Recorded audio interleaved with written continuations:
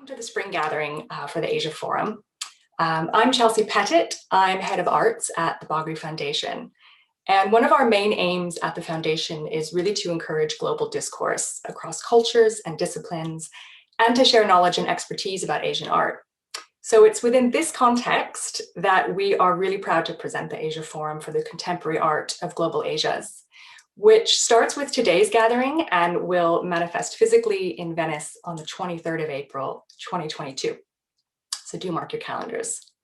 So Asia Forum is the brainchild of curator Annie Jael Kwan, who has developed it alongside the Asia Forum Council, made up of Hammad Nasar, Tain and Ming Tiampo.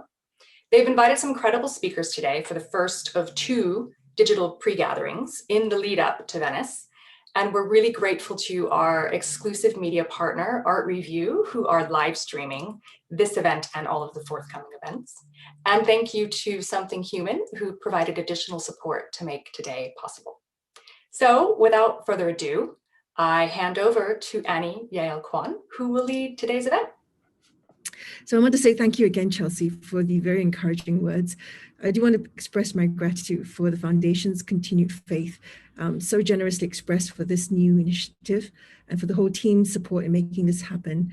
I'm really happy that this occasion is a very meaningful milestone for the journey we've embarked on together for the next year, till we get to Venice, all fingers crossed.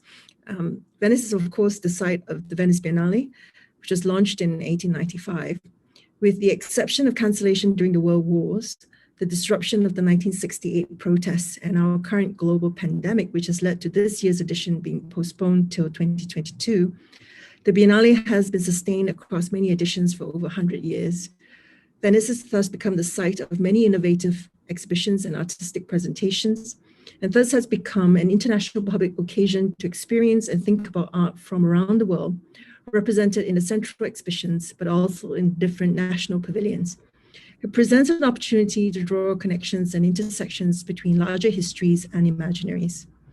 As a researcher of Southeast Asian contemporary art, it was of great excitement to me to see since 2013 what seemed to be an increase of pavilions from the Asian nations, as well as representation of Asian artists in the central exhibitions and collateral events. It gave rise to wanting a platform at this historic gateway between East and West to think through together about what discourses might be relevant when exploring artistic practices and contexts from this broad region to uncover deeper legacies and entanglements. Thinking about Asia is a challenge, for its great breadth and scope of diversity is immense. But a focus on Asia, or East Asias as we've come to discuss it, also reflects a rich opportunity to delve into its many contexts, stories, peoples, and practices. Thinking through Asia offers a lens to reframe our art world narratives, to highlight different protagonists, and in turn co-create a more polyphonic resonance for how we understand our global conditions. So with this very exciting and slightly daunting task, I have been incredibly honored to work with a brilliant working council across the last 9 months to consider together what is, who is, and where is Asia, why Asia, and how does Asia? Alongside much discussion regarding possible content, it was also about experimenting together about possible formats, as Asia Forum, as a new project, is itself an evolving, adaptable, and mobile platform. So just a brief introduction of the Working Council. My name is Annie Jael Kwan. I'm a curator and researcher and educator, usually based in London, currently in Singapore, heading into another lockdown. I'm the instigating member of the Asia Forum's Working Council, and my interests are in archives, histories, feminist, queer, and alternative knowledges, collective practices, and solidarity. I lead Asia Art Activism, a research network launched in 2018 that interrogates, challenges, and complicates notions of Asia in the UK and transnationally. I'm currently co-curating a digital program for the Korean Cultural Center's Viewing Room, curating Queer Asia's virtual cartographies for the Paul Mellon Center's London Asia Art Worlds Conference next month, and an exhibition on radical ancestries for FACT Liverpool in October. I'm pleased to work alongside Hammad Nasar. Is a London-based curator, researcher, and strategic advisor. He is presently Senior Research Fellow at the Paul Mellon Centre for Studies in British Art, where he co-leads the London Asia Project, is Principal Research Fellow at the University of Arts London, the Decolonizing Arts Institute, and co-curator of the British art show Nyen. He is the new lead curator for Coventry's Herbert Art Gallery and Museum during its City of Culture program, and will be curating the Turner Prize show in 2021. John Tain is the head of research at Asia Art Archive, where he leads a team across Hong Kong, New Delhi, and Shanghai. He has organized multiple exhibitions, among them Yasuhiro Ishimoto, Someday Chicago, Out of Turn at the Serendipity Arts Festival in Goa, and Women Make Art History and the Body Collective during Art Basel Hong Kong. And most recently, Crafting Communities, which looks at the confluence of feminism, crafts, social practice in the biennial series of War Manifesto events organized in Thailand from 1997 to 2008. From 2019 to 2020, he co-convened Mahasa, Modern Art Histories in and Across Africa and South and Southeast Asia, a collaboration with the Dhaka Art Summit and the Institute for Comparative Modernities at Cornell University. And last but not least is Ming Tiampo. She's a professor of art history and co-director of the Center for Transnational Cultural Analysis at Carleton University. She's interested in transcultural models and histories that provide new structures for understanding and reconfiguring the global. She has published on Japanese modernism, global modernisms, and diaspora.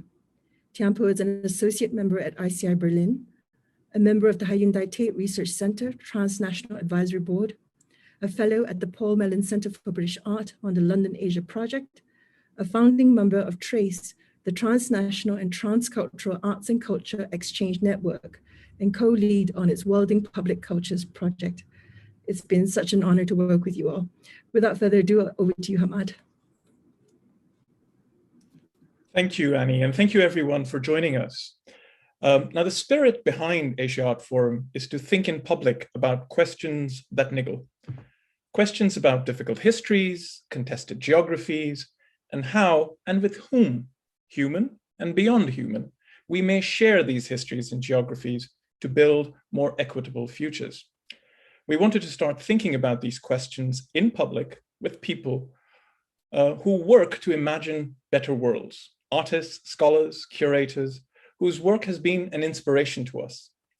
And it is rare when you organize events such as this, or when you reach out to a list such as the one we have, and people who are in such great demand, that they all say yes. We're delighted that they have. And perhaps this is one of the small silver linings out of our Zoom-bound existence, but we will take whatever we can. With that, let me introduce our distinguished guests in the order in which they will be making their opening short 5-minute presentations. Starting us off will be Patrick Flores, who is the professor of art studies at the University of the Philippines and curator of its Vargas Museum in Manila. Among his many publications, he has books on colonial art, on collections, art, history, and the National Museum. And his most recent book, Past Peripheral, was on curation in Southeast Asia. Now, Patrick combines groundbreaking art historical writing research with curatorial projects that critically engage the past while exploring the present. He curated the Philippine Pavilion at the Venice Biennale in 2015, was the artistic director of the Singapore Biennale in 2019, and will be curating Taiwan's pavilion for the forthcoming Venice Biennale next year. Following Patrick will be the artist Ho-Tzu Nyen, who's based in Singapore and makes films, installations, and performances that begin as engagements with history and theory. His recent works are populated by metamorphic figures such as the were-tiger and are presented in museums and galleries all over the world, from the Guggenheim in Bilbao to the Mori Art Museum in Tokyo. He represented Singapore at the Venice Biennale in 2011, and not content with just roaming the art world, his theatrical works move in the theatrical circuit, and his films have been shown in the Berlin, Sundance, Cannes, and Venice film festivals. And most recently, together with the Taiwanese artist Su Chia-wei, he also co-curated the 7th Asian Art Biennale at the National Taiwan Museum of Fine Arts. Following Zhu will be Annie Tsing, who is the Distinguished Professor of Anthropology at the University of California in Santa Cruz. Anna is well known for her far-reaching and interdisciplinary work in environmental humanities and ethnography, exploring not only how the Anthropocene extinguishes life, but also how it gives way to new modes of living. She's the author of The Mushroom at the End of the World on the possibility of life in capitalist ruins, and co-editor of Arts of Living on a Damaged Planet. Along with Jennifer Degger, Alder Kellerman-Saxena, and Fifi Zhu, she also developed Feral Atlas, a curatorial and editorial project that looks at more than human Anthropocene, and which was launched as a digital platform last year. Following Anna will be the Dubai-based artist Lantian, who makes images, objects, concepts, jazz bands, motorcycles, and parties. He has exhibited his work at the 11th Shanghai Biennial, at the Kochi Museums Biennale, Sharjah, and most recently at the Yokohama Triennale. And he was part of the United Arab Emirates Pavilion at the 57th Venice Biennale. His interests and explorations are varied, from music as a way of smuggling meaning to private spaces that pretend to be public, like hotel lobbies, to ideas of infrastructure and indigestion. And last, but certainly not least, is the Bombay/Mumbai-based artist Shilpa Gupta,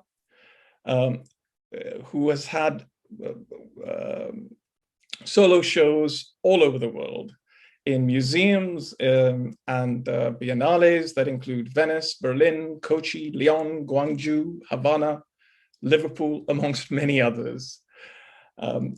Shilpa originally studied sculpture, but now works on names, on psychology and borders, but also how to cross them.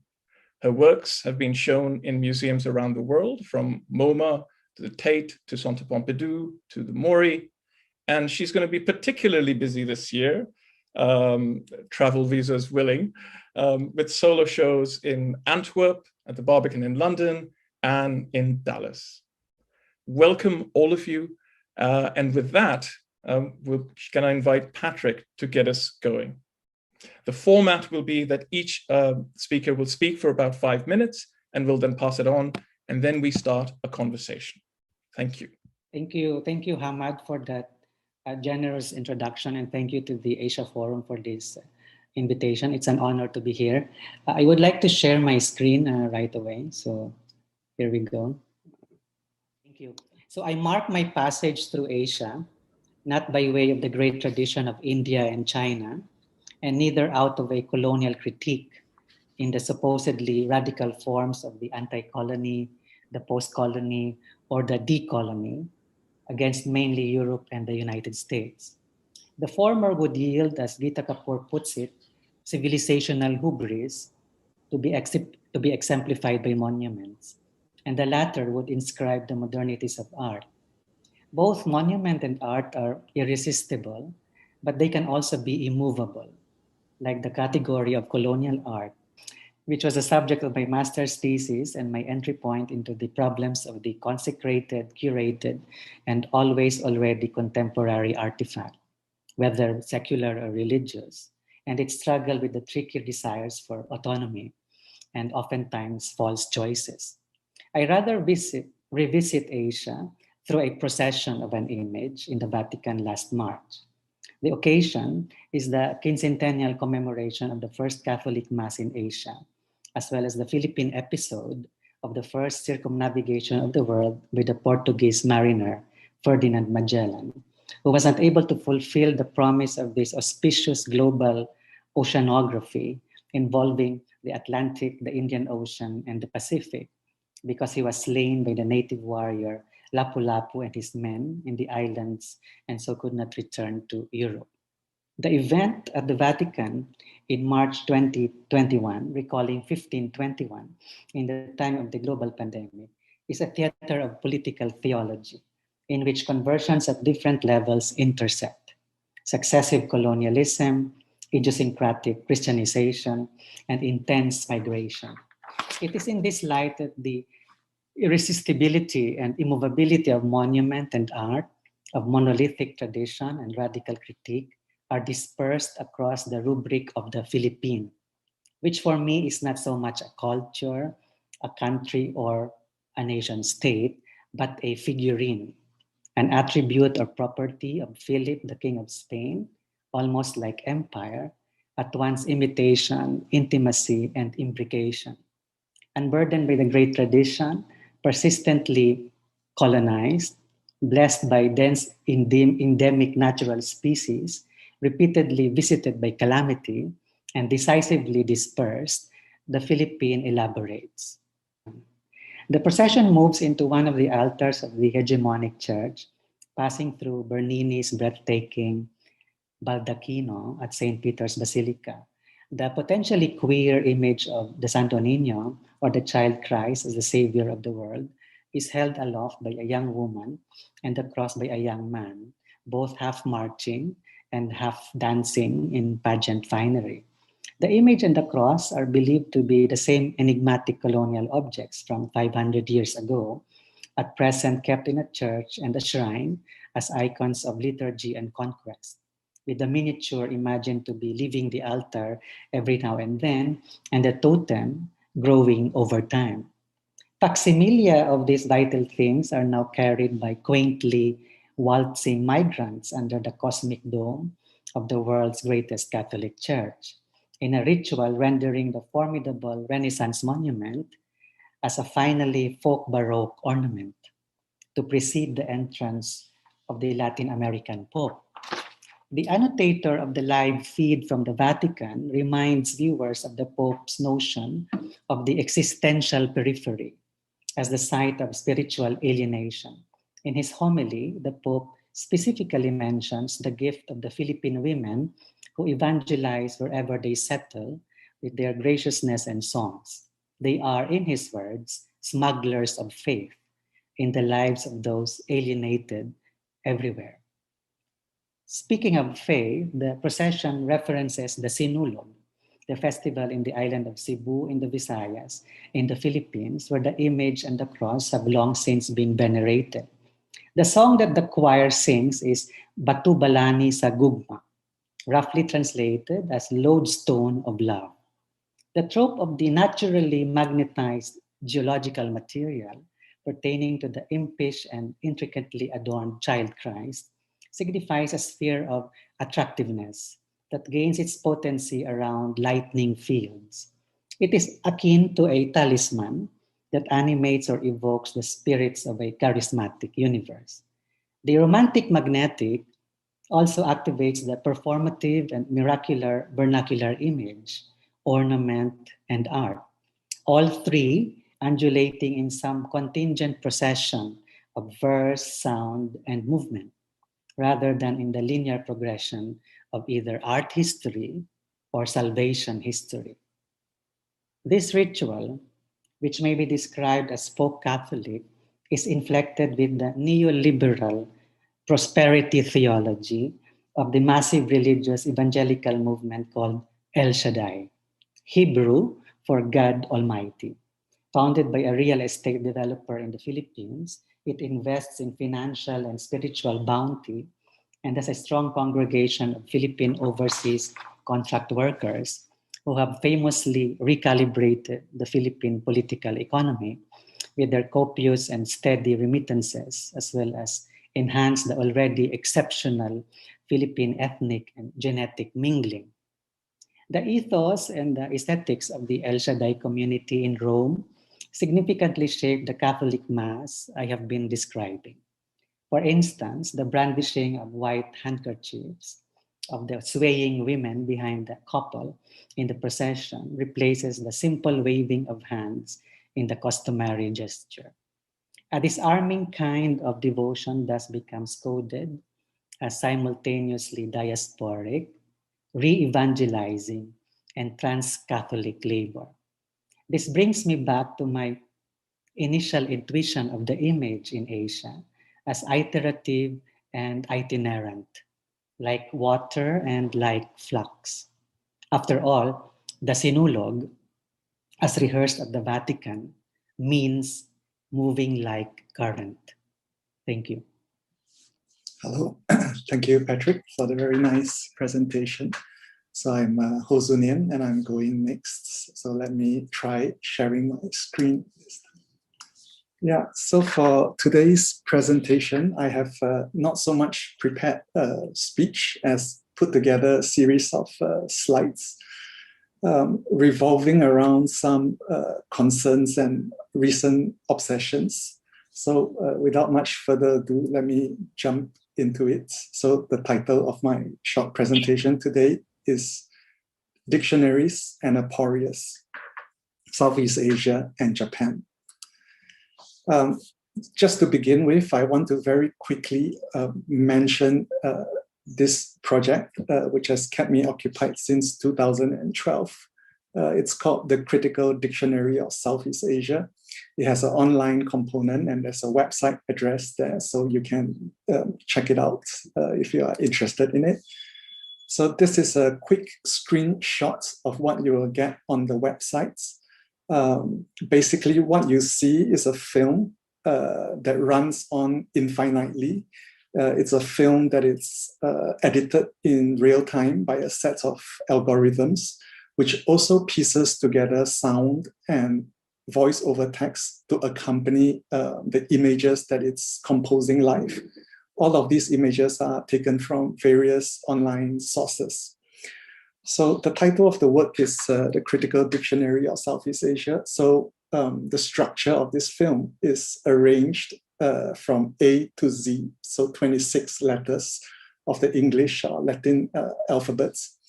And gathered under these 26 letters are 26 terms or ideas or speculations of how Southeast Asia can be configured. So this is just a map of Southeast Asia that I thought would be good to refresh everyone's mind, like where and what is Southeast Asia. Sort of the driving, what drives this project, I would say, is a question. And the question is simply, what constitutes the unity of Southeast Asia, which is a region that has never been unified by a single religion, language, or political system. So to put it another way, what makes Southeast Asia a unity or an entity? What gives it its coherence? What defines its inside and its outside? So that was the starting question. So up to now, I don't really have an answer, but the project continues. So I just want to very quickly speak a little bit about the name, right? Southeast Asia.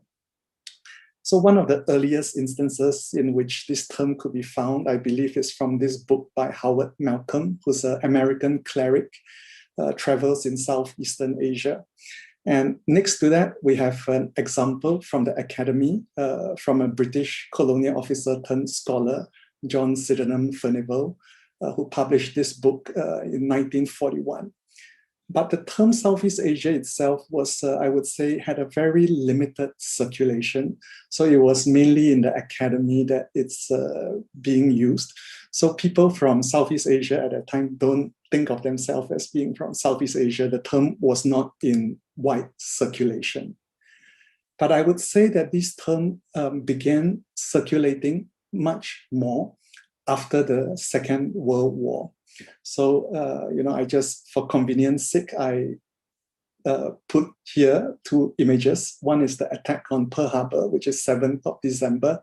And the other, just an image to sort of evoke the Japanese campaign in Southeast Asia, in Malaya, which possibly started one day after Pearl Harbor, or maybe before, if you think about, them already being, the troops already being in the region before that.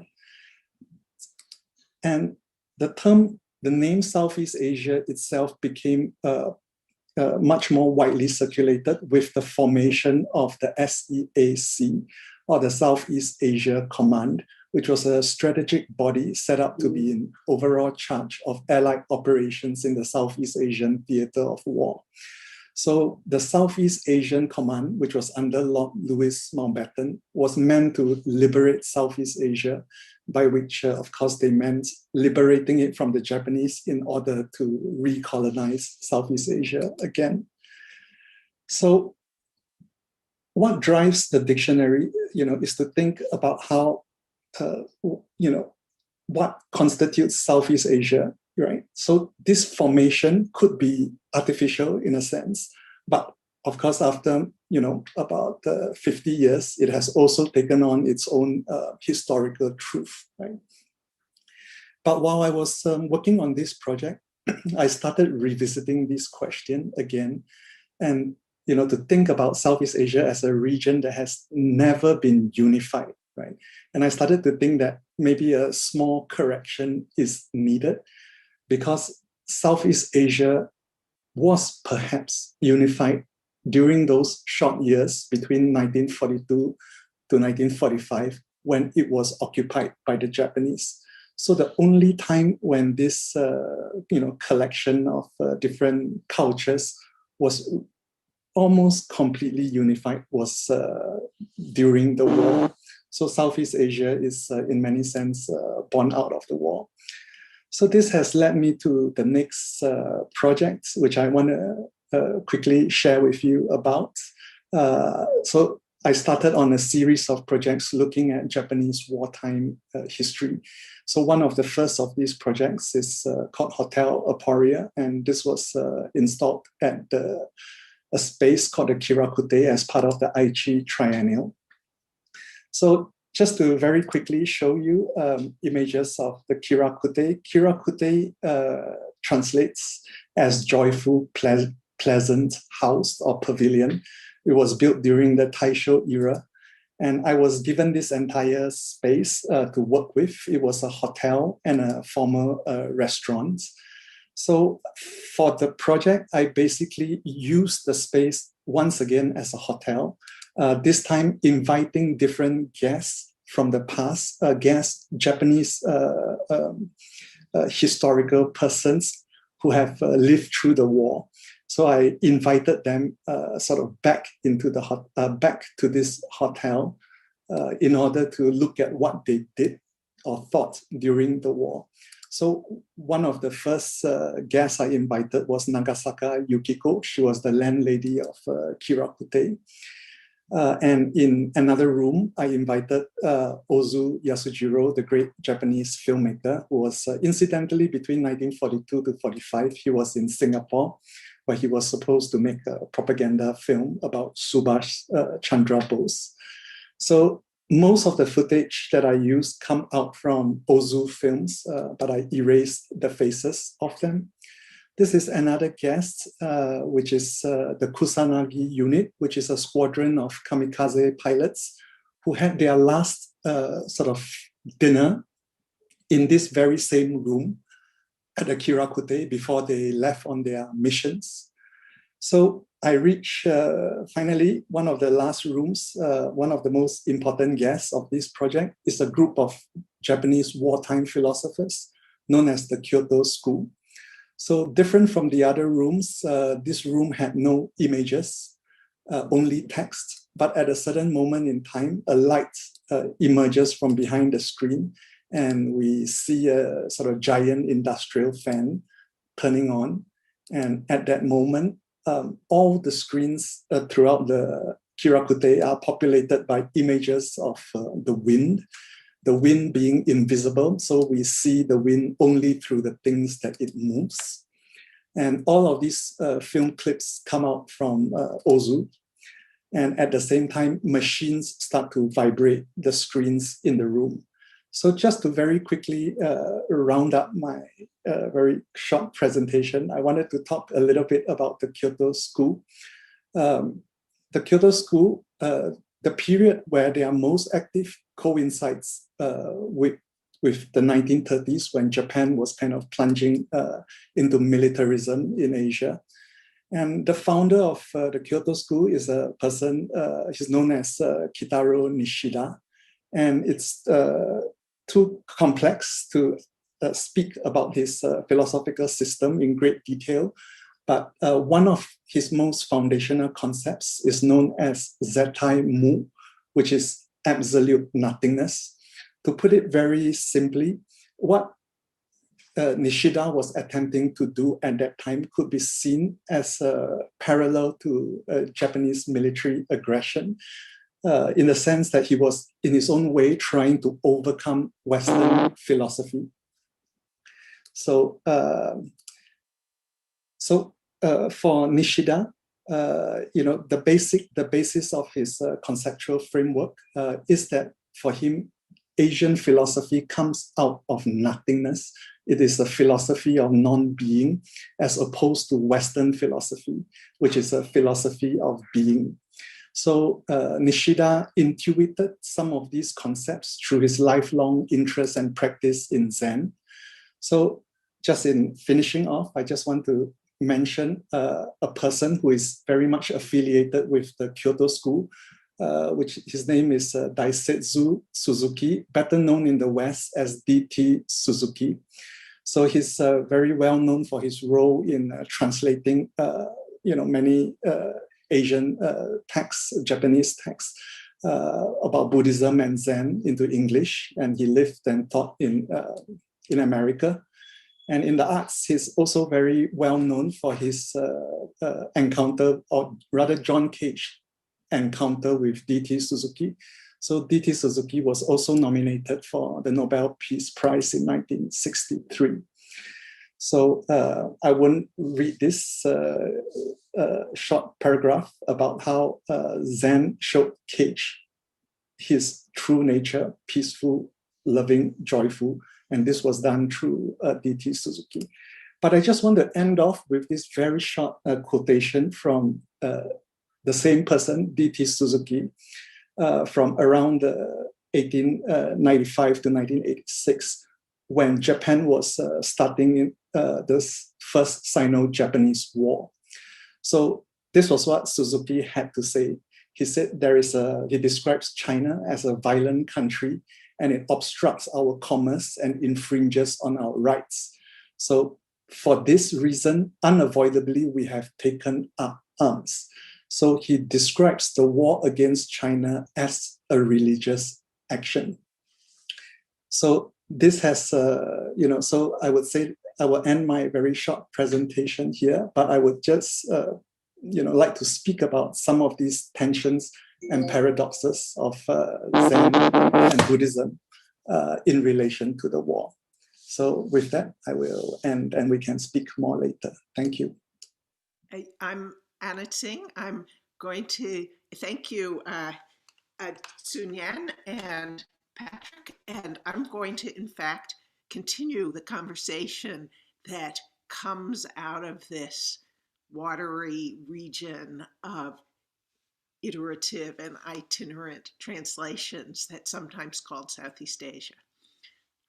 So I think you'll see threads across all of these. What keeps mangrove forests from regenerating? My provocation today is like an accordion. It can be played only through alternation between pressing in and drawing back. My melody emerges from shifting between big scales and small ones. How can material features of our world guide theory? My recently completed collaborative project, Feral Atlas, explores this problem in relation to the Anthropocene, that the world condition of human-caused environmental catastrophe. Look for that project at feralatlas.org.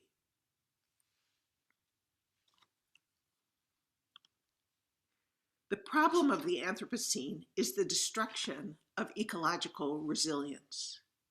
When a forest is cut down, it should grow back. When a bay is fished down, it should fill again with fish.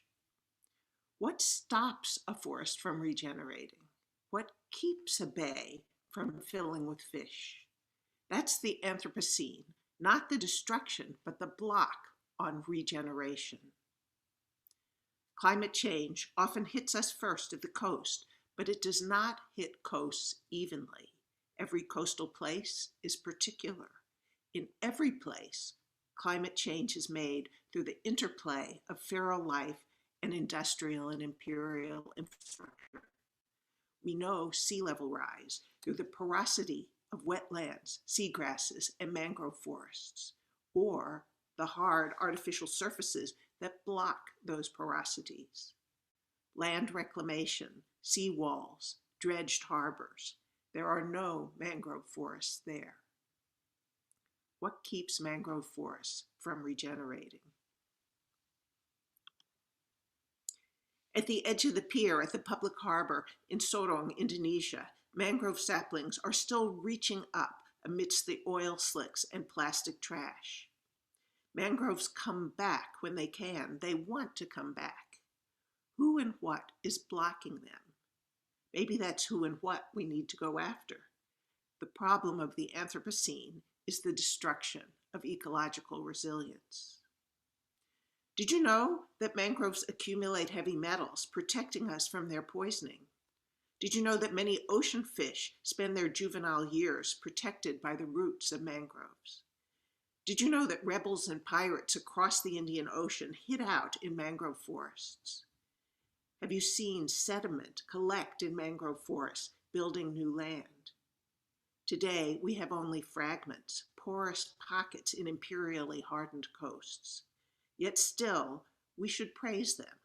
We should learn from them, watch them, allow them to haunt us in our destruction. Here's Chamorro poet Craig Santos Paris writing a praise song to Oceania. Praise your capacity to survive our trawling boats breaching your open wounds and taking from your collapsing depths. Praise your capacity to dilute our heavy metals and greenhouse gases, sewage and radioactive waste, pollutants and plastics. Praise your capacity to bury our shipwrecks and ruined cities. Praise your watery grave, human reef of bones. Praise your capacity to remember your library of drowned stories, museum of lost treasures, your vast archive of desire. Praise your tidal lectics, your migrant roots and submarine roots. Praise your capacity to smother whales and fish and wash them ashore, to save them from our cruelty, to show us what we're no longer allowed to take, to starve us like your corals starved and bleached, liquid lungs choked of oxygen. Praise your capacity to forgive.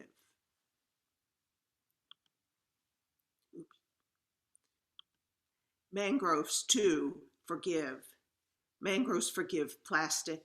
Mangroves forgive pollution. Mangroves forgive heavy metals. Mangroves forgive firewood collection and charcoal making. Mangroves forgive tsunamis and even the eruptions of volcanoes. But mangroves do not forgive colonial harbors, infilled deltas, and concrete seawalls, the imperial separation of water and earth, the industrial separation of water and earth, and even now, the vernacular separation of water and earth, as even ordinary people rush to reclaim. They say, reclaim the coast. Mangroves lead amphibious lifestyles. They do not live without mud. When did people decide that mud was dispensable? What keeps mangrove forests from regenerating? The problem of the Anthropocene is the destruction of ecological resilience. Thank you. The International Council of Museums 2010 Handbook on Emergency Procedures lists the following chapters in its contents page: risk analysis, vandalism, theft, fire, floods, chemical spills, earthquake, terrorism, museums under threat of bomb and rocket attacks and war, and building facility risks, in that order. Some time ago, an archivist told me about the discovery of silverfish at their workplace, an institutional archive. These silverfish were described as unwelcome intruders in a sanitation regime. They were squatters and looters of the archive's property. They were a liability to be exterminated, but every effort to do so was inconclusive. New pin pricks kept peppering apertures in the margins of the archive's stockpiles. Eventually, the silverfish grew so large in the archivist's nightmares that they eclipsed even the behemoth shape of the institution's anxiety. The silverfish became the object of the archivist's preoccupations, behind which the institution could continue its designs for the squeezing of life. The archivist concluded that these silverfish must be systematically policed and regulated, death by management. The institution would achieve this task by doing the only thing it knows how to do well, by producing scarcity. It would lock and stow. It would safeguard its records of life by removing life from life. It would ratify its suspicion as a securitization of the possible. In a paper in Science Advances Volume 5, number 20, from May 2020, researchers described the degradation of cadmium sulfide-based oil paints caused by humidity as, quote, a phenomenon potentially threatening the iconic painting The Scream by Edvard Munch. The researchers go on to detail how the painting is being eaten away slowly by the humidity in the collective breaths of its many visitors. Here is a crowd whose mere respiratory function poses a threat. Here is a choir singing a call to life, metabolizing breath by breath the image that perhaps most epitomizes Europe's imagination of its own solipsism.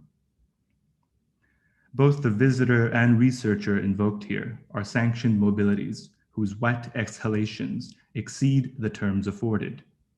These affordances are not received, they are produced knowingly as limits to which mobility comes as threat to value, a threat mediated by scarcity around admittance, whether through the ticket booth at the front door or the staff entrance or the vault door. The business of the institutional archive is a proprietary metabolism of time. It draws time through a sphincter made of scrutiny into an embalming tomb. In this activity, indigestion arrives like silverfish or congestion or traffic jams do, as a disordering of the proprietary, as a provisional contiguity. Think indigestion as agential redistribution, away from locked silos into indeterminate modalities of mutuality. Every condition report, every risk analysis document, every pest control invoice that the archivist can muster generates yet more feast for silverfish. This is the abundant hospitality of the unruly guest. The archivist's nightmare is a buffet for silverfish. The silverfish disarms a nightmare. Think about how a silverfish eats, how it powderizes the document, humidifies the index, chews the stories people tell, bite by bite. Think of time as a material that is uniquely edible, and the silverfish as a hungry protagonist, leading tiny revolts against a stomach tomb.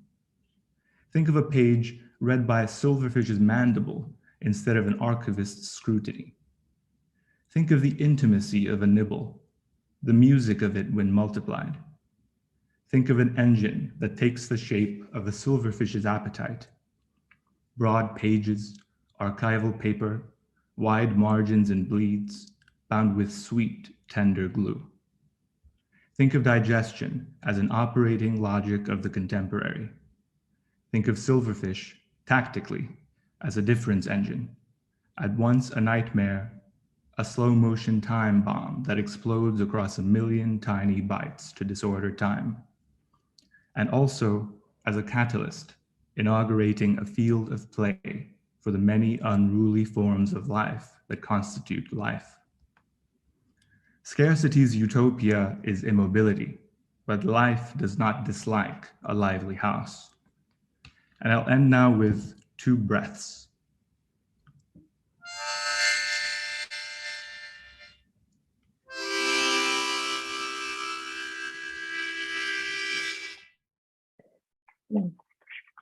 I would like to start by thanking the Asia Art Forum for this wonderful opportunity to be here with this amazing set of talks that we just passed by before me now. Truly an honor to be here with such a wonderful gathering. Corrupted data walls, edited registers of the missing, psychological exercise drills, playing to the physiology of fear, metal fences, are all part of the toolbox of large structures to stay in power. However, humans, like the rest of our fellow species on this planet, with varying degrees of risk, move. 3 hours and an overnight train journey from a village near Dhaka to Kolkata city, 5 p.m. to 11 a.m. since 29 years, across 2,800 kilometers of fenced border. 300 to the tout, middleman, who passes 200 to the customs, 100 saris to sell to be worn. Despite the near completion of the world's longest separation barrier, being built by India, almost encircling its neighbor Bangladesh, the illegal trade is 3 times the legal trade. For fear of being labeled the mad protagonist of a book, Joanne Green, the author of I Never Promised You a Rose Garden, took on the name Hannah Green. I wanted to escape from my own identity, said Joyce Oates, author of Lives of the Twins. 100 fake names, 100 pseudonyms, 100 books. Elsewhere, Radhika Jaiswal became a less ethnic-sounding Michelle Vivian when she was starting her .com company in New Zealand. Franz Nader became French-sounding Fanad upon the birth of his child after the Holocaust. And Carrie Johnson became Whoopi Goldberg because her mother felt Johnson was not Jewish enough to make her a star. 100 stories of people who changed the first thing that was bestowed upon them, their names. However, here stood an index of doubts, annulments, modifications, or adjustments of an inherited past.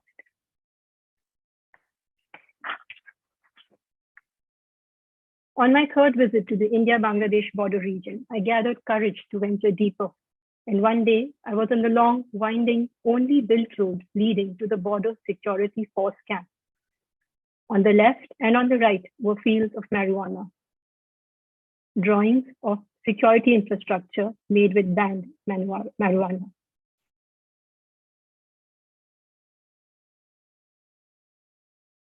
I'm interested in the distinction between the state as an idea and the state as a real-life organization, with the existence of a vibrant subversive economy, be it informal, driven by age-old connections and habits, or those now controlled by syndicates, which transpire invisibly in the open. The state stands rescaled in the face of individual affiliations, even by its own representatives. When systems, be it the state or even otherwise art institutions, which map, graph, tabulate to seek control, people masquerade, infiltrate, catapult.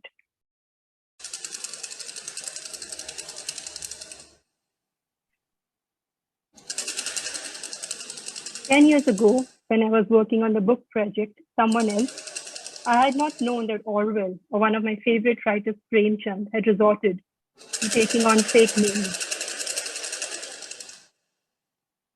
I did not know that Premchand's books were burnt, and that he was once charged with sedition. A word that one had thought had gone out of usage until we started hearing it again. And as usual, questions led to some answers and more questions. And I started looking at moments when words caused such discomfort to those who sought to restrict imagination to the mobility of a writer. This, along with the changing atmosphere in India, which has been turning restrictive, with liberal thinkers, writers, and filmmakers being targeted, first triggered this work.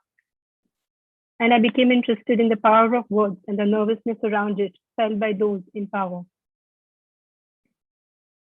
The sound installation, for In Your Tongue I Cannot Fit, is titled after a poem by 14th century poet Nesemi.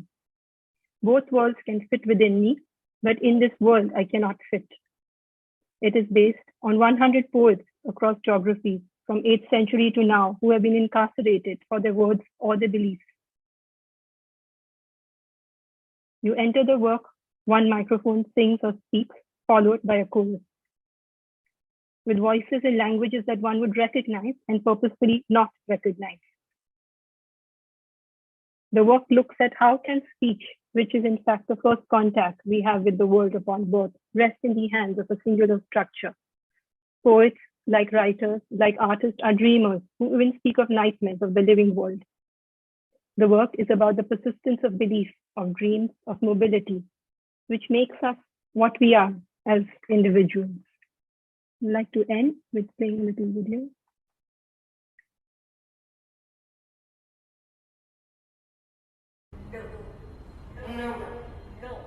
No. The cars were honking in an endless night. Honking after many years of forgetfulness.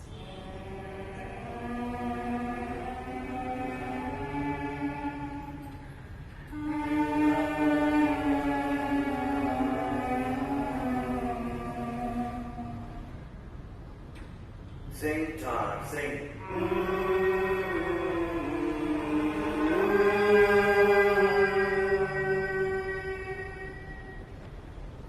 Who can forget you? What's the voice?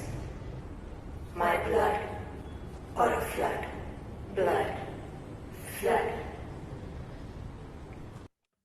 Hi, so thank you so much, Shilpa, for that lovely intervention, and also to Lantian, to Anna, to Nyen, and to Patrick for all that you have put into the contributed to the conversation today. We're just going to kind of keep it relatively brief and say that one thing that struck me in a panel which is about contemporary art of Asia, across Asia, is the kind of recurrence of history as a question, as a theme, as a kind of an insistence. And not only in Patrick's kind of reference to, you know, the celebration of an anniversary that's 500 years old, or in Sun Yan's kind of turn to the colonial period, right, at various moments, and kind of what is the history of this concept of Southeast Asia, which we could also extend to the question of Asia itself, right? What is the concept of Asia? Where does it come from? And I think, Sue, you kind of allude to that in the question when you talk about Japanese colonialism. And Anna, in your analysis of the mangrove and your beautifully poetic, elegant presentation of how resilience itself, I mean, kind of in some ways it's counterintuitive, right? It's not the destruction of the environment itself that is kind of the problem, it's the destruction of the ability to regrow, right, of resilience itself. And that is something that is accomplished over time, over history. And Lantian, I think, you know, your intervention and the question of the silverfish in the archive and the unwanted guests, right, that can kind of intervene in our ability to preserve history.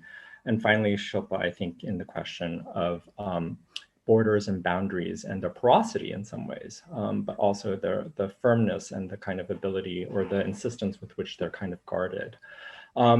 So I'm kind of struck by that, and I don't want to take up too much time. So I'm going to just open it up for our speakers to see if any of you want to kind of take a bite, as it were, and kind of maybe, or kind of allow a little bit of flux or iteration and itinerancy into this conversation.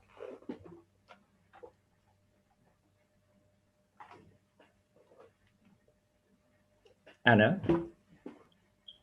I just thought I'd play for a moment with the idea that mangroves are a kind of silverfish in the archives, that as many of you know, the colonial presence in South and Southeast Asia involved trying to harden the coasts to keep out pirates and rebels who were hiding in the mangroves. And as long as there were mangroves, there were spaces of resistance that colonial powers couldn't control. So it's sort of amusing to think of mangroves as a particular kind of silverfish in the archives. I had also for Patrick a joke from football, which is the Argentinian says to the Brazilian, "Was it really water?" and it was a joke that the Pope had cited, in fact. Thanks for that, Lantian. I have a question for Nyen. You began your presentation with the desire for coherence of Southeast Asia. I was wondering what's the source of that desire to still aspire to coherence. Yeah, I am intrigued by that desire. Yeah, sure. I would say that it's not so much a desire for coherence as a desire for what kind of form such a mysterious object such as Southeast Asia would take. So I would say, my desire is to search for this kind of like form for paradoxical objects which simultaneously exists and doesn't exist at the same time. Okay, thanks for that. Yeah, thank you for the question.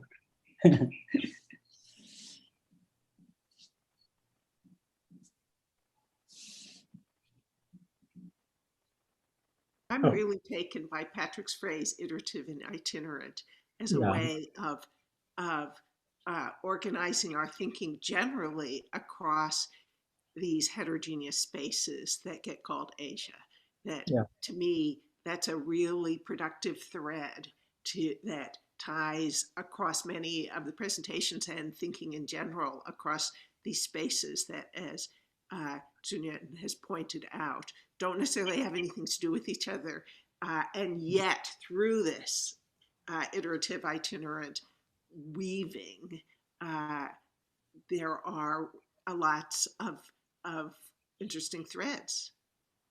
Yeah, and I think that one of the things, I mean, there's history, but there's also the way that I think, iterative and itinerant was one of the phrases that kind of really struck me, but also one that you kind of uttered, Anna, which is the mangrove as amphibious, right? And kind of the way that mangroves, like silverfish, like, maybe images can kind of circulate, and sometimes in ways that are not necessarily welcome, or in ways that kind of, transcend or kind of go beyond boundaries and borders. And I think that in some ways, this question of guests and hosts and moving across and beyond kind of these frontiers is something that also is a point of commonality maybe between the five of you anyway.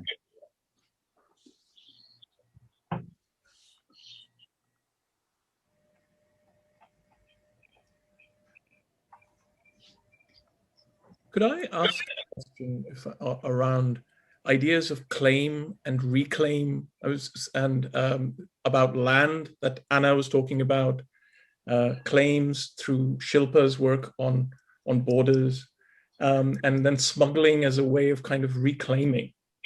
And I wonder if that tension between claiming and reclaiming is something that you may want to address. Yeah, thanks, Hammad. I mean, one thing that just came to my mind out of nowhere, but I think could be interesting to share. It's like more than 15 years ago by reading Train to Pakistan. I don't know if you read that, by Shilpa Singh, the villager at the border. He, when partition took place and things were changing, and a Babu, or a person from the government, came to him and asked him some questions. He said, "Oh, they have gone and now you have come."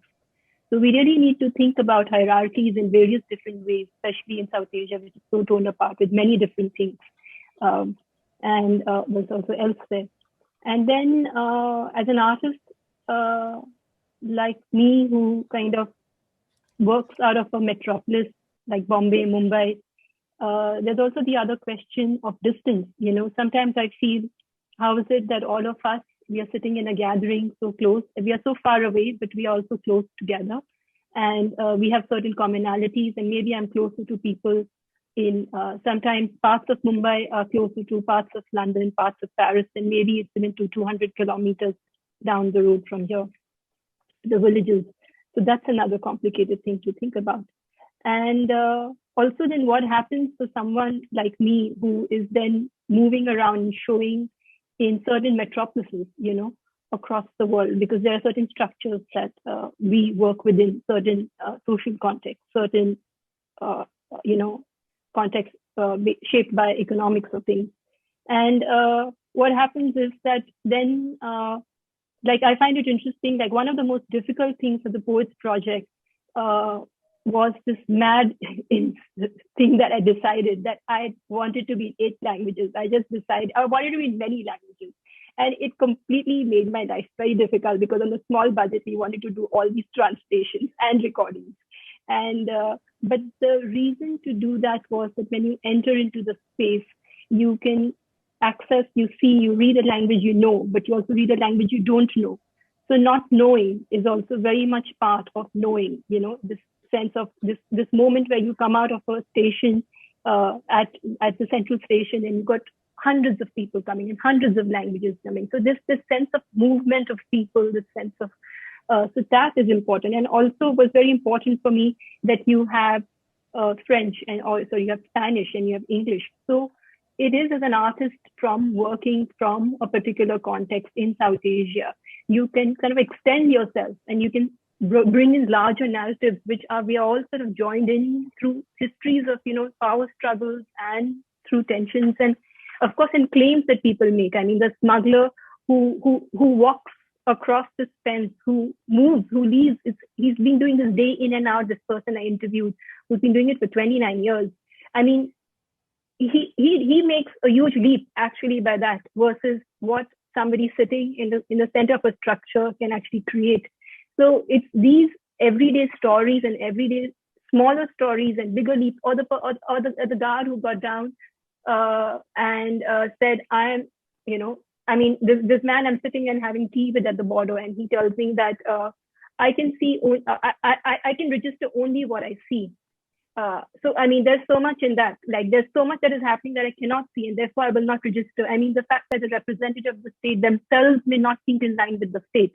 So this sense of porosity, which is not necessarily agreed upon, like the illegal trade is 3 times the legal trade. I mean, I think these are other kinds of stories out there, which are not maybe easy to be spoken about, but we're very much part of how, it's a really huge trade, illegal trade that goes on in across that border. So, I think to sort of open up and to think about these other interconnections, these maybe smugglers have stronger transnational networks than maybe governments do, They figure out how to make that phone call or how to do the WhatsApp call across all kinds of languages. They're probably faster with their translation facilities. So so anyways, these are some multiple thoughts running in my head. Well, I absolutely love that idea of the smugglers as having these transnational networks that function below the radar. And that's, I think, something that is really important to the ways in which we're trying to reimagine Asia and to think about Asia not so much as a series of governments or geographies, but really as questions, right?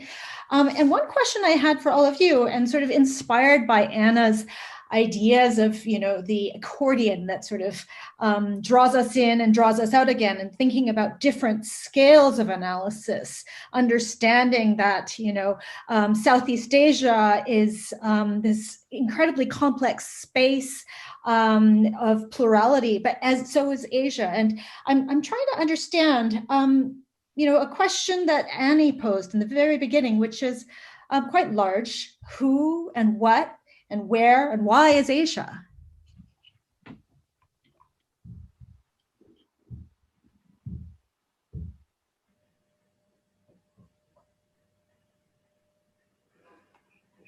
It's open for everyone? It is, yeah. Okay, so I can take a go at it. I mean, one of the things which Sue said, and about nothingness. I mean, and when this invitation came in, and I asked myself, what is Asia about? What is Asia inside of me? And I think I would say this part of it, that the fact that you sort of live with the sense of lightness, you live with though one sort of creates these archives of various stories and histories. I mean, all these archives are also about this moment of sort of likeness, and maybe not a Buddhist root to it, but something like a cheap poster I saw while growing up on my grandmother's wall, which said, which comes from ancient Indian, which of course I think all these roots sort of crisscross, which said, what have you come with and what will you go with? So I think this particular line, I feel, informs very deeply for me what my work is. I mean, it took a long time to realize it was like that. You cannot deny all these things. But I think the crux for me of being this nothingness, this Asia, I think this is what informs all these constant, one keeps searching with stories for again and again. Wanted to jump in there. Thank you for those really rich and fascinating presentations. And I guess I was trying to think about administration all of a sudden. I don't know why, maybe it's part of the job, but sort of think about knowledge and how when the British were in Singapore and also in this region, a lot of administration, a lot of paperwork was created. And, part of that became one way of knowing. And it made me think about how knowledge was produced through administration, but also protocols and policies. And of course, then think about that and then think about how Anna's very poetically talked about the mangrove having their own kind of networks and relationships. And then the silverfish, which, caused great devastation in my bookshelves in Singapore. So I'm just wondering if I think of these alternative networks and metabolisms as a kind of almost decolonizing kind of urgency. I would just wonder whether there was a response from the speakers on that. Maybe I'll jump in, or Lantian. I'll try to be quick. So a couple of things. Also, Hammad pointed to the claim, and Anna brought in this forgivingness of the mangrove, right? So and then Ming gave us this very large question, and I was thinking about the question, and I was thinking about the definitionary is.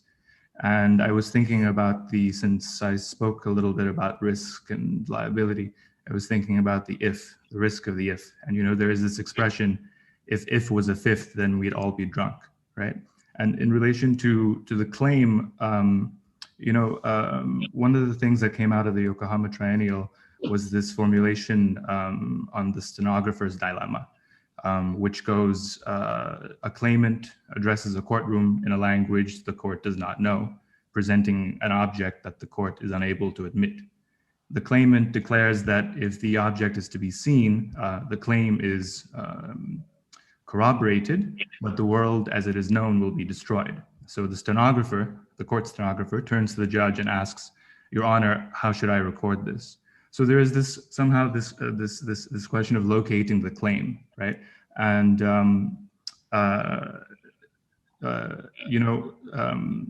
it reminds me of this idea that Barry Harris had about the piano, that once you hit sound on a piano, it dies, and that the piano is made as a staccato instrument, and that the calling of the jazz piano player is to turn the staccato into legato.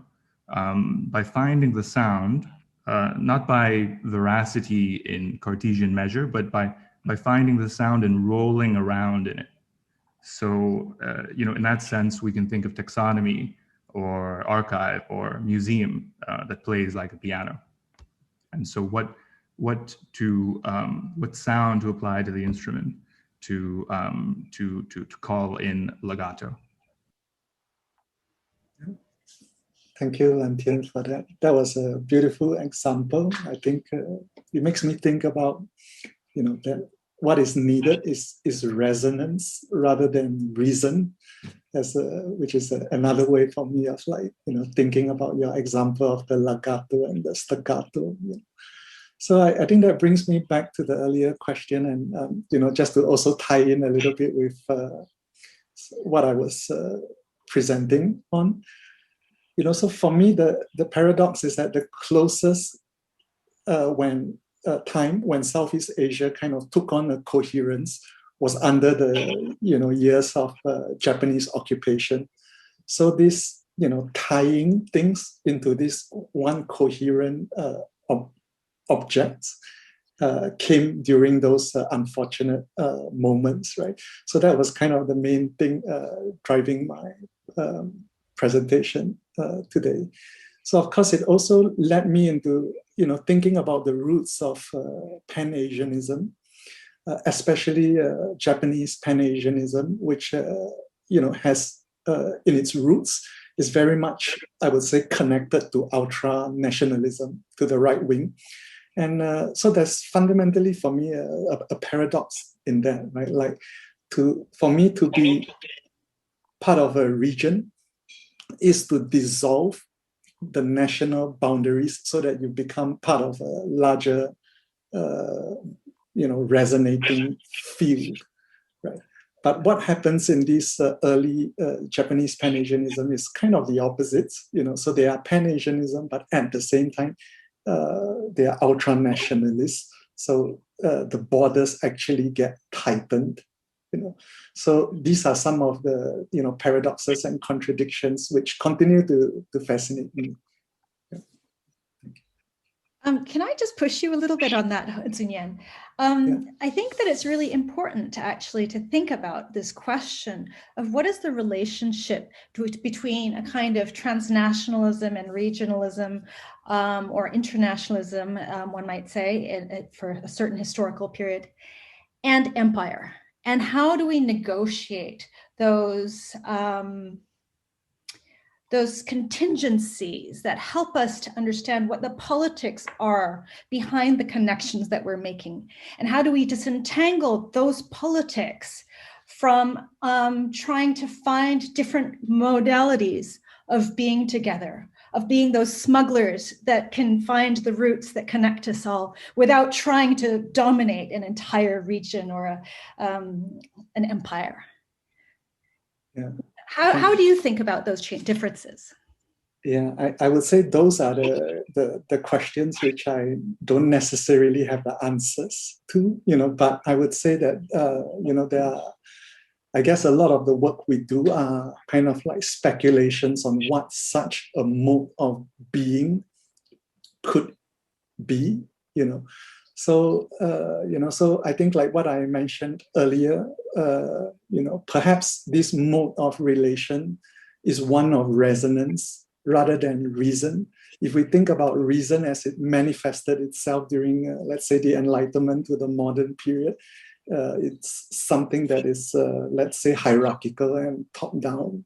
And whereas when we think about resonance, it's kind of sympathetic vibrations or elective affinities, if we, to use a term from Goethe, right?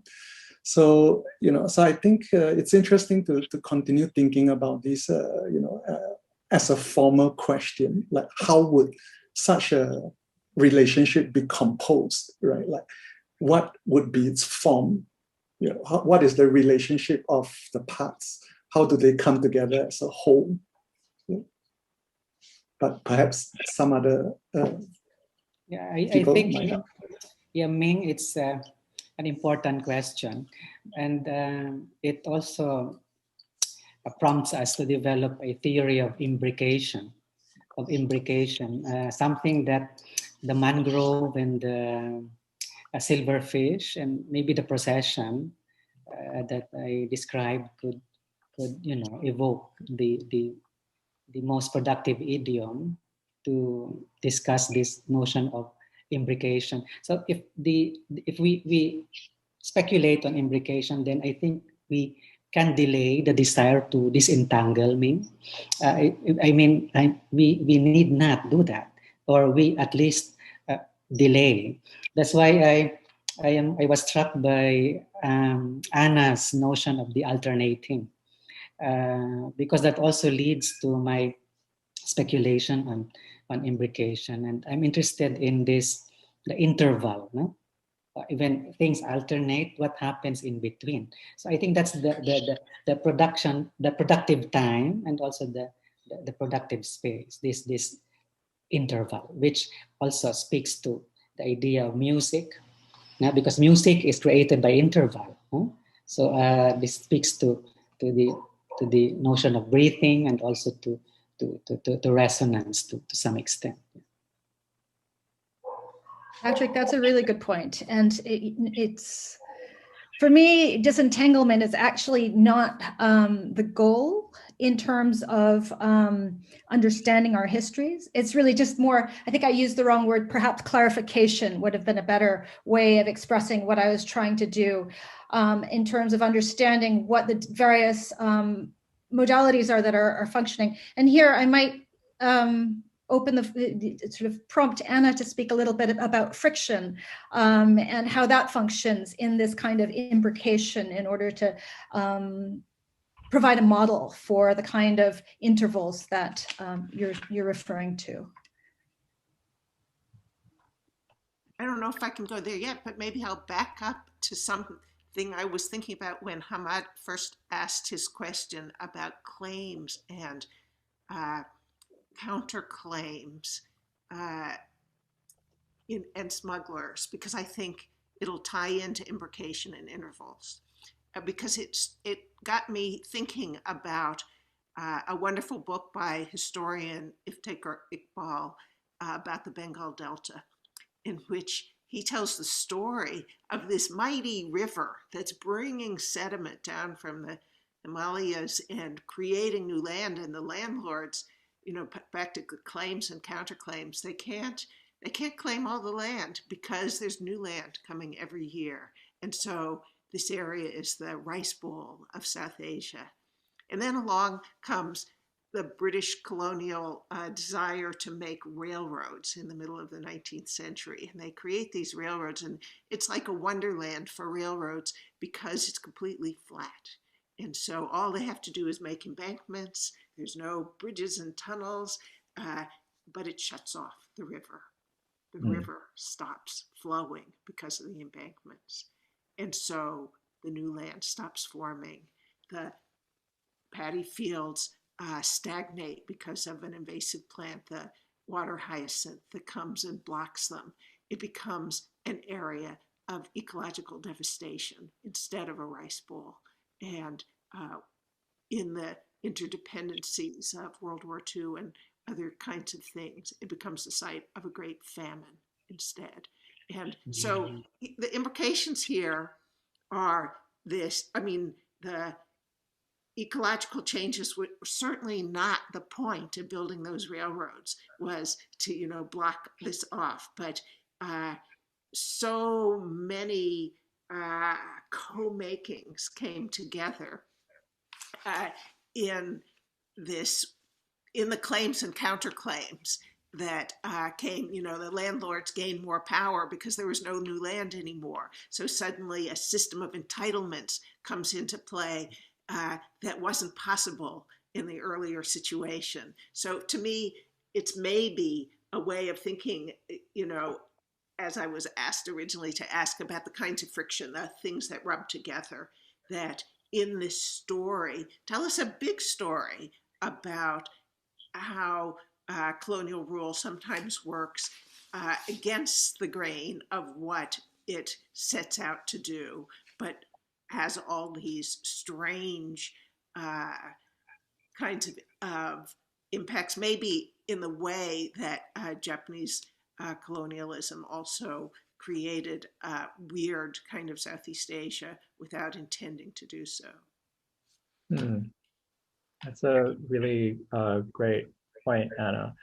We are actually now over time, and so I am just going to kind of put forward a couple of questions from the audience. And one following up on what you were just saying, Anna, a question from Sabi, who was asking basically if, you gave the question of what blocks resilience. And let's see, he says, what blocks the regeneration? Don't we reinstate the already ongoing claim made around the Anthropocene that the supremacy of human industrial capitalist interventions are responsible for it? And the question is, if you anticipate a different answer for the question, what keeps the mangrove from growing? That's one question. And then a second question from the audience, and I'll kind of just read it, and then afterwards, if people have things they'd like to say, let's have that. So, can it be said that there is a South Indian dialogue of consciousness and spiritual rights and freedoms, which trumps the limitations of Western ideologies? And that comes from Deepti. So the two questions from the audience for any takers among our speakers. Can I speak to the capitalism question? Thank you, Sabi, for that question. I think the key is not in the generalization, maybe, but in the particulars, that in the story that I just told about Iqbal's history, it was those embankments that came with the railroads that had such an incredible impact. So yes, you could call this an effect of imperialism, but it's not the one that we think about directly. So what was interesting to me about thinking about the problem of mangroves was that I suddenly saw implications of the kind of land reconstruction that, for example, is going on in Singapore and so many actually all across Asia, that I hadn't really thought about the direct implications of seawalls and land reclamation and harbor dredging and all of these other kind of coastal management projects. So it's in the particulars, it seems to me, that these questions, that first of all, that we have to notice that mangroves aren't growing back in some places. And second, then to think about what might seem to be harmless infrastructures have incredibly important ecological effects that we're going to have to know about. So I hope that at least begins to address the question without sort of slapping you in the face, which I think is what you're worrying about in terms of capitalist interventions. Okay, thank you, Anna. Anyone who wants to address questions of South Indian consciousness and spiritual rights? If not, I think maybe I will thank everyone for their participation, and thank you to the audience for joining us. And we will, I think I will hand things over to Annie. You want to make any announcements for the next iteration?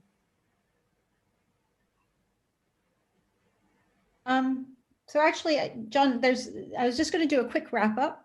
Okay. Yeah. So I just thought I would end this really incredibly rich conversation with a couple of parting thoughts in terms of understanding why Asia Forum and how does thinking from Asia and from these global Asias allow us to think differently. And just to reiterate the fact that here we're thinking of Asia not as a geography, but as a question mark, as a concept, as a lens, as an engine for understanding problems in the world.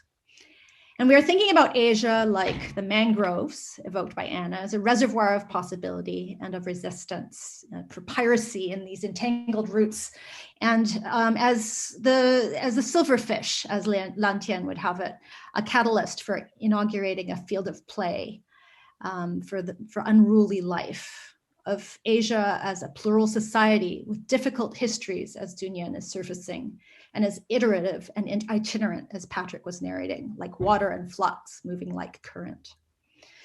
So the intention here is to follow up this meeting with another Asia Forum meeting in the fall, probably in October, so that we can better grasp how we can use this forum to constitute a community of practice, of shared urgencies and possible futures. Meeting again at the Venice Biennial in 2022 will allow us to meet in person, to address larger publics, and also to find a mode perhaps of reaching out to other discursive communities, such as the Africa Forum or the Diaspora Pavilion, which would enable us to constantly re-ask the question that Shilpa asks us: where do I end and you begin? To ask a few other questions following up on this conversation. How do we develop a theory of imbrication? How do we go from staccato to legato?